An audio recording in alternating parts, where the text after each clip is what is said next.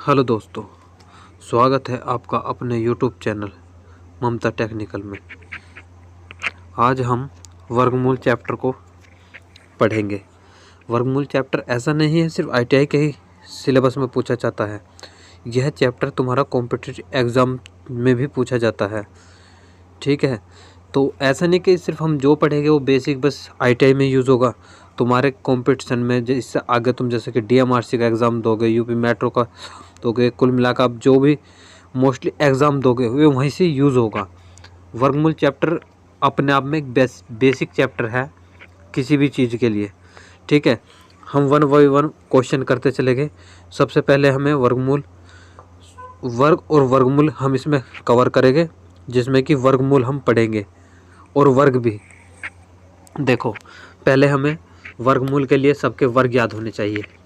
जैसे 1 का वर्ग 1, 2 का 4, 3 का 9, 4 का 16, 5 का 25, 6 का 36, 7 का 49, 8 का 64, 9 निम 81, 10 धम 100। इसी प्रकार हमें कम से कम कोशिश करो कि आपके कम से कम 20 से 30 तक तो सब बच्चों को याद हो। कोशिश करो, अगर ज़्यादा से ज़्यादा 40 तक याद कर लो तो बहुत अच्छी बात है। करने ना करने तुम्हारे ऊपर बात है। इसके बाद मैं आपको ट्रिक भी सिखाऊंगा, जिसके माध्यम से आप बड़े से बड़े क्वेश्चनों को भी बहुत ही इजी और आसान तरीके से सोल्व कर सकते हो। लेकिन उनके लिए भी हमें ये बेसिक वर्गमूल याद होने चाहिए। जैसे 11 का 121 है, 12 का 144 है, 13 का 169 है, 14 का 196 है, 15 का 225 है, 16 का 256 है, 17 का 289 है, 18 का 324 है, 19 का 361 है, 20 का 400 है। इसी प्रकार तुम्हारे ज़्यादा याद नहीं करने, 25, 15, 35 इन सब के तुम्हारे याद होने चाहिए। ठीक है, इससे आगे बढ़ते हम। देखो, अगर कहीं लिख रहा है √a मल्टीप्लाई √b, तो क्या हम इस चीज़ को ऐसे नहीं लिख सकते? √ab लिख सकते हैं, किसी कोई दिक्कत नहीं। ऐसे ही अगर √a/b लिखा हुआ है तो क्या हम इसे ये नहीं लिख सकते? √a/√b, ठीक, लिख सकते हैं। तो कहने का मतलब ऐसा नहीं है कि √a गुना, अगर कहीं हमारे पास ऐसे सवाल है, मान लो √3 गुना √2, ठीक, तो इसका सही आंसर क्या हो जाएगा? 3 दूनी 6 पर √ में। ठीक है, यहाँ तक किसी को दिक्कत? चलो आगे। अगर देखो कहीं √x लिख रहा है तो इसकी वैल्यू हम ये भी तो हो सकती है ना, x की पावर 1/2। ठीक, इसी प्रकार x² है तो x की पावर 2 तो यह है ही, और इसके बटे में 1/2 है, तो 2 से 2 खत्म, इजिकल टू x। हम जो कह देते हैं ना, इस √ से यो रूट कट गया, वर्ग से रूट, तो कटता नहीं है उसे, इस तरीके से हम इसे सोल्व करते हैं। इसी प्रकार 45 का वर्ग। देखो, 45 का वर्ग निकालने के कई तरीके हैं। सबसे पहले कैसे करेंगे? a² यानी कि a का स्क्वायर फिर b का स्क्वायर प्लस दोनों गुना का दुगुना। a का वर्ग 4 चौक 16, ठीक है, 4 चौक 16 और 5 पंजे 25। ठीक, अब क्या करेंगे हम? दोनों की गुना का दुगुना, रुक जाओ, 5 पंजे 25। ए का वर्ग हो गया, बी का वर्ग, पहली डिजिट यानी कि पहला इकाई छोड़ के फिर हम दूसरी डिजिट लेंगे, तो 4 5 ए गुना बी का 2 गुना, 4 पंजे 20 दूनी, 4 पंजे 20 दूनी 40। पहली डिजिट छोड़ दी, 5 2 8 6 4 10 की 0 हासिल लगा 1 1 और 1 2 खत्म। इसी प्रकार हम अगला सवाल करेंगे। कैसे?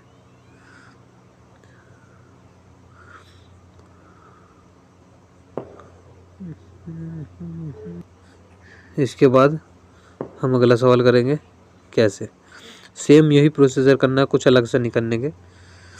देखो 4 चौक 16, 3 तिया 9। देखो जब भी हम वर्ग कर रहे हैं तो वर्ग हमेशा 2 डिजिट में चलता है, यानी कि वर्ग का मतलब क्या होता है? अपने आप में गुना करनी। तो 3 की जगह 3 तिया 9, 3 तिया 9। अगर हम 2 पेयर की गुना करते हैं, यानी कि 25 की 25 में गुना करते हैं, अगर हम इस विधि से करते तो हम उसे 4 अंकों में लिखते कि 0 625। ठीक है, तो यहाँ हमारा क्या आया? 9। ए का वर्ग बी का वर्ग, दोनों की गुना का दूना, 4 तिया 12 दूनी 24। ठीक, जोड़ दो 9 4 8 1। ठीक, अगला ऐसे हम 31 को करेंगे। हालांकि पीपीटी में हमने पहले ही समझा दिया कि जो हमारा पहले जो मतलब सेकंड पेज है उसमें हर चीज़ के वर्गमूल लिखा है 40 तक, उसे एक बार खुद से याद करने की कोशिश करना। जब तुम सवाल अपने आप से करने शुरू कर दोगे तो तुम्हें कोई वर्गमूल या कोई वर्ग ज्ञात करने की कोई ज़रूरत नहीं पड़ने की। तुम्हारी प्रैक्टिस इतनी हो जाएगी कि तुम्हें देखते हुए पता लग जाएगा किसका है। ठीक है, देख लो। अब जैसे 31 है तो ए का वर्ग करेंगे, 3 तिया 9, 3 तिया 9। अब इसके इधर 0 लगाओ, कोई फर्क नहीं पड़ने का, लेकिन इधर फर्क पड़ जाएगा। 2 1 एकम 1, तो यहाँ से 1 लगाना पड़ेगा क्यों? 2 डिजिट की बात है। और 3 एकम 3 दूनी 6, पहला अंक छोड़ दो तो क्या आ गया? 961, 961 0। इस 0 की कोई इधर वैल्यू नहीं, इधर होती तो पूरी वैल्यू थी। ठीक, इसी प्रकार अगला करेंगे। 35, 3 तिया 9, 5 पंजे 25, 5 तिया 15, 15 दूनी 30, पहला अंक छोड़ देंगे, पहला अंक छोड़ देंगे। पहला अंक छोड़ने के बाद फिर क्या करेंगे? पहला अंक छोड़ दे, 5 तिया 15 दूनी 30, तो 30। अब इन्हें हम जोड़ देंगे, 5 2 9 और 3 12। ठीक, किसी को डाउट? अगर किसी को अब भी कोई डाउट रह जाता है तो कमेंट बॉक्स में बता सकता है। ठीक है, ठीक। अगला क्वेश्चन 51 और 55। 51 का करेंगे तो 5 पंजे 25,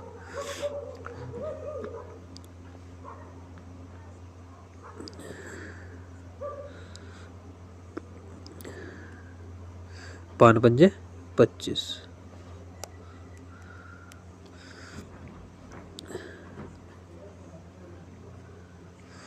और 1 का 1 एकम 1, पहला डिजिट छोड़ देंगे, 5 एकम 5 और 1 6, 5 एकम 5, 5 दूनी 10, जोड़ दो 1 0 6 2। करके देखना। अगला 55 का करेंगे, 5 पंजे 25 और 5 पंजे 25, पहला अंक छोड़ देंगे, 5 पंजे 25 दूनी 50, 25 दूनी 50, 5 2 10 की 0 हासिल लग गया 1, 5 5 10 की 0 हासिल लग गया 1, 2 और 1 3। ठीक, ठीक है भैया। यहाँ तक अगर किसी को कोई दिक्कत हो तो कमेंट बॉक्स में बता सकता है। ठीक है, इसी प्रकार अगला सवाल देखो अब लो करें हमने 2 डिजिट के सवाल, अब हम करेंगे 3 के। तो 3 में कोई दिक्कत नहीं। अब ए को कोई से को ए मान लो, चाहे तो इसे ए मान लो, चाहे तो इसे ए मान लो, चाहे इसे बी मान लो। ठीक, इसी प्रकार जैसे पहला करा सेम वही। 12 का वर्ग 144, ठीक। 1 का वर्ग 01, दोनों गुना का दुगुना, 12 एकम 12 और 12 दूनी 24। पहला अंक छोड़ देंगे 24। 1 4 6 4 1, ठीक। इसी प्रकार अगला सवाल 125। 125 का कैसे करेंगे? 125 का मतलब है 12 12 144, ठीक, और 5 पंजे 25,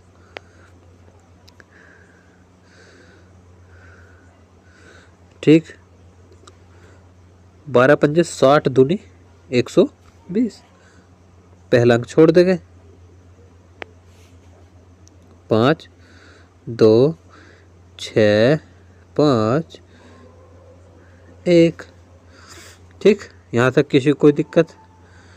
मुझे नहीं लगता कि यहाँ तक किसी भी स्टूडेंट को कोई दिक्कत हो। अगर कोई दिक्कत हो वो फिर भी कमेंट बॉक्स में बता सकता है, ठीक है। इसके बाद हम पढ़ेंगे वर्गमूल। अभी तक हमने क्या करना सीखा? वर्ग करना किसी भी संख्या का। अब हम सीखेंगे किसी भी संख्या का वर्गमूल लेना, ठीक है। देखो वर्गमूल लेने की अपनी विधियाँ हैं। देखो अगर हमें किसी संख्या का वर्गमूल लेना है, उसके अंत में 1 4 5 6 या 9 हो। अगर 1 है तो या तो उसके अंत में 1 होगा या 9 होगा, क्योंकि 9 निम 81 और 1 की 1 में करेंगे तो 1। और 4 का मतलब है अगर हमें किसी का वर्गमूल लेना है और उसके अंत में 4 आ रहा है, तो या तो वो 2 के पेयर में होगा या 8 में, यानी कि 2 की 2 में करेंगे 2 दूनी 4 और 8 8 64।